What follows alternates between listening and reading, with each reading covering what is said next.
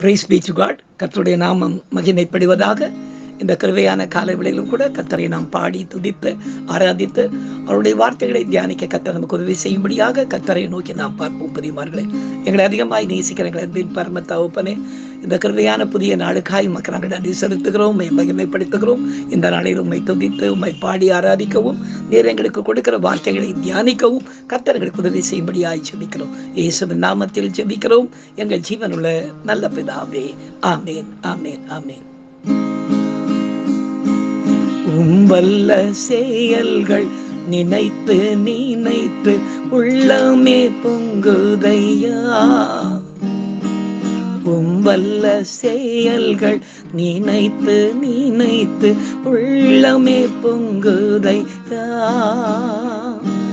நல்லவரே, நன்மை செய்தவரே, நன்றி நன்றி ஐயா. அல்லேலூயா.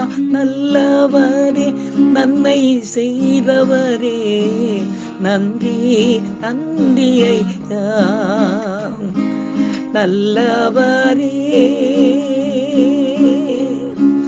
வல்லவரே, ஆராதனை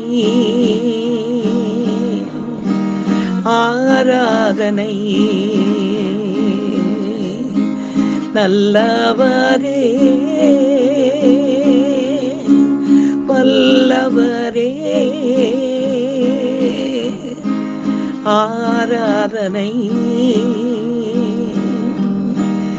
ஆராதனை. நேசரே, திரு பாதம் அமர்ந்தேன், நிம்மதி நிம்மதியே. ஆர்வமுடனே பாடி துதிப்பேன், ஆனந்தம் ஆனந்த நீ. எனக்கு அருமையானவர்களே, இந்த நாளிலே நாம் தியானிக்கும்படியாக கர்த்தர் நமக்கு கொடுக்கிற வார்த்தைக்கு நேராக நாம் கடந்து போவோம். பிரியமார்களே, எடுத்து நாம் வாசிக்கலாம். ஏசாயாவின் தீர்க்க தரிசன புத்தகம் 55ஆம் அதிகாரம் 8ஆம் வசனத்தை நாம் வாசிக்க கேட்போம்.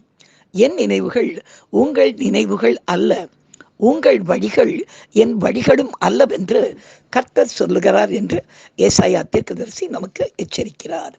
பிரியமானவர்களே, இந்த வசனத்தை நாம் வாசிக்கும் போது வானத்தையும் பூமியையும் சகலவற்றையும் சிருஷ்டித்தவர் மண்ணான நம் மீது நம்மை நினைக்கிறதற்கும் நாம் எம்மாத்திரம் என்று நாம் ஆச்சரியப்பட்டாலும் கூட நமது நினைவுகளும் நமது வழிகளும் அவருக்கு ஏற்றதல்ல என்று அவர் சொல்லுகிறதாக நாம் வாசிக்கும் பொழுது நம் நினைவின்படி நாம் நடக்கவும் வாழவும் கர்த்தர் ஏன் விரும்பவில்லையா என்ற எண்ணம் நமக்கு எழும்புகிறது இல்லையா?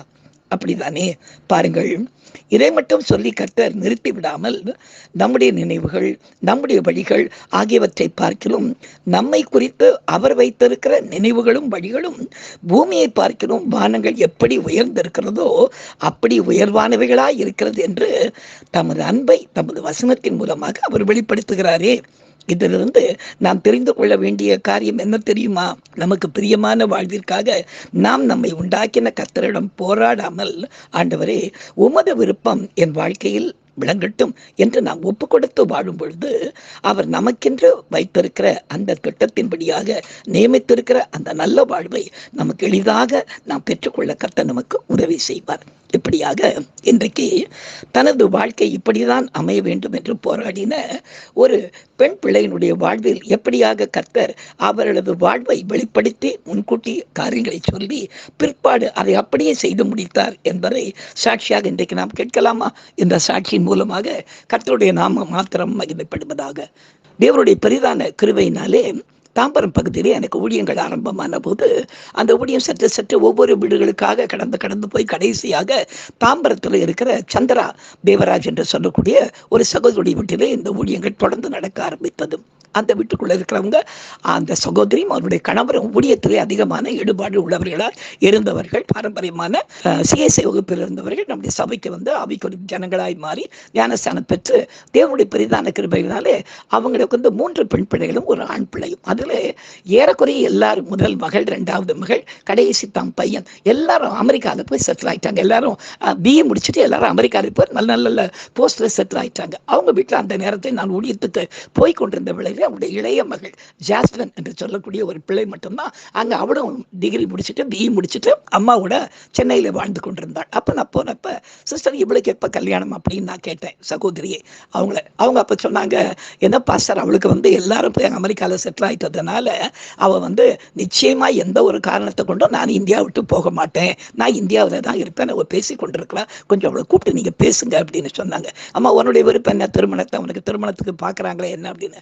பாஸ்டர் எனக்கு மட்டும் டெஃபினட்டாக சொல்லிடுறேன், எங்கள் குடும்பத்தார் எல்லாருமே போய் அமெரிக்காவில் என்னுடைய 2 அக்காமார் என்னுடைய பிரதர் எல்லாரும் போய் அங்கே செட்டில் ஆகிட்டதுனால எனக்கு அந்த அமெரிக்கா எந்த ஊருக்கும் போகிறதுக்கு எனக்கு விருப்பமே கிடையாது. நான் எங்கள் அம்மாவோட இங்கே இருந்து ஆண்டவருக்கு ஊழியம் செய்யணும், காரியங்களை செய்ய வேண்டும், அதனால் நான் கட்டாயம் இந்தியா விட்டு நான் போக மாட்டேன், இதுதான் என்னுடைய விருப்பம் அப்படின்னு சொன்னான்.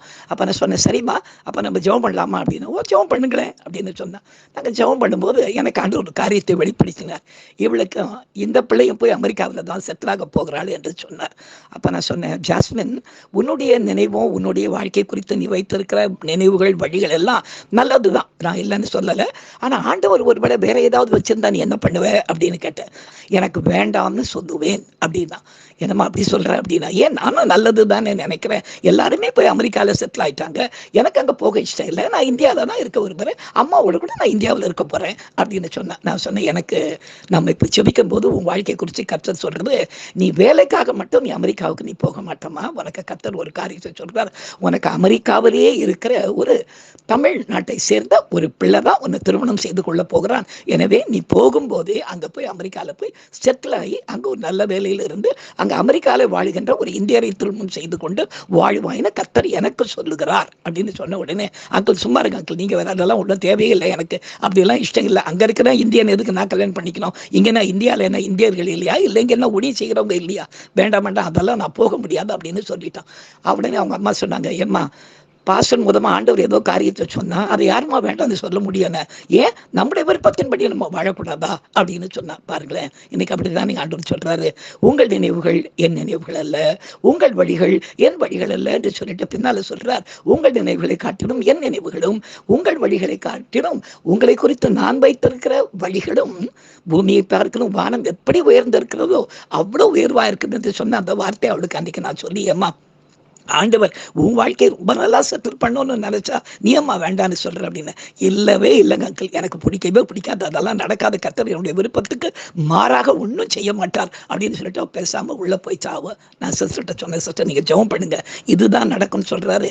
இங்க இருக்கிற இங்க வளர்ந்த உங்க மற்ற பிள்ளைகளுக்கு இங்க இருந்தே மாப்பிள்ளைங்க செத்தாய் அமெரிக்காவுக்கு போனதா நீங்க சொல்றீங்க, ஆனா இவளுக்கு அப்படி கிடையாதான், அமெரிக்காலே இருந்துதான் மாப்பிள்ளைய வரப்போறாரு, அங்க வாழ்ந்து கொண்டிருக்கிற ஒரு இந்தியருக்கு தான் இவ வாழ்க்கப்பட போகிறான்னு எனக்கு ஆண்டவர் தெளிவா சொல்றார். இது நடக்கும், நான் இது நடக்கணும்னு ஜெபம் பண்றேன்னு சொல்லிட்டு சிரிச்சு கொண்டே நான் வெளியே வந்து விட்டேன். கர்த்தருடைய நாமம் மாத்திரம் மகிமைப்படுவதாக. ஒரு சில மாதங்களுக்கு பிற்பாடு அமெரிக்காவில இருந்து ஒரு அருமையான மகன் அந்த இடத்துல இருந்து எங்களோட பெண் கேட்டு, அதாவது இவங்க அங்க போய் செட்டில் ஆயிருக்காங்க பாருங்க, இந்த மகளுடைய வேண்டாம்னு சொன்னா பாருங்க அமெரிக்கா, அவளுடைய அக்கா மாருங்க அங்க ஒரு நல்ல மகனை அங்க ஒரு மாப்பிள்ளையாக பார்த்து அவங்க அங்கிருந்தே இவளுக்கு பேசினப்ப இவளுக்கு என்ன பண்றதுனே தெரியல. என்னை கூப்பிட்டு என்ன போன்ல கேட்டாங்க, என்னங்க அங்கிள் இப்படியே ஆண்டவர் சொன்ன மாதிரியே ஆயிடுச்சு அப்படின்னா. நான் சொன்ன, மனுஷன் இல்லம்மா, ஆண்டவர் பேசியிருக்கிறார் உன்னுடைய வாழ்க்கையை குறித்து, அப்ப ஆண்டவர் சொன்னபடி தானே ஆண்டவர் காரியத்தை செய்வார், ஆண்டவர் சொல்றதுக்கு விரோதமா இருக்குமா அவனுடைய வாழ்க்கையை அமைக்க நினைக்கிறேன் பாரு, ஆண்டவர் சொன்ன மாதிரியே அமெரிக்கால வாழ்ந்து கொண்டிருக்கிற ஒரு இந்தியன் ஒன்று இப்போ பெண் பார்த்து கல்யாணம் பண்ணிக்க வரப்போறார், அதனால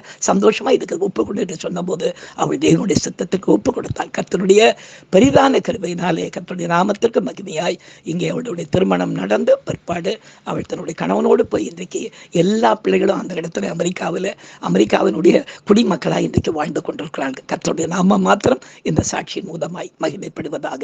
எனக்கு அருமையானவர்களே, நிறைய காரியங்கள் நம்ம வாழ்க்கையில நமக்கு பிரியமானதாக இருக்கும், நம்முடைய நினைவுகள் நல்லா இருக்கும், நமக்கு நல்லா இருக்கும், ஆனா நமக்கு நல்லா தோன்ற வழிகள் எல்லாம் மரண வழிகள்னு ஆண்டவர் சொல்லி இருக்கிறாரே.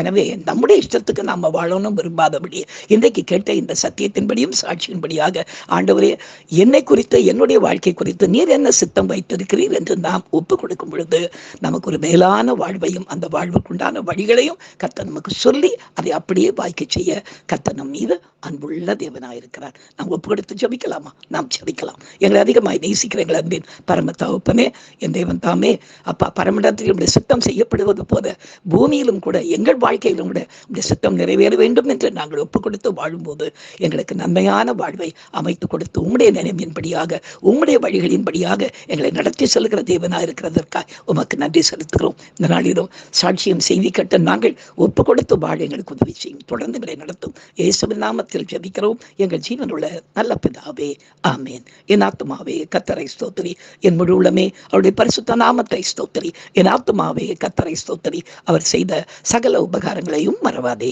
ஆமேன். கர்த்தராகிய இயேசு கிறிஸ்துவினுடைய கிருபையும் பிதாவாகிய தேவனுடைய அன்பும் பரிசுத்தாவினுடைய ஐக்கியமும் பாதுகாவதும் நாம் ஒவ்வொருவரோடும் அவருடைய வருகை மட்டும் நிலைத்திருந்து காப்பதாக, ஆமேன். ஹல்லேலூயா, ஹல்லேலூயா.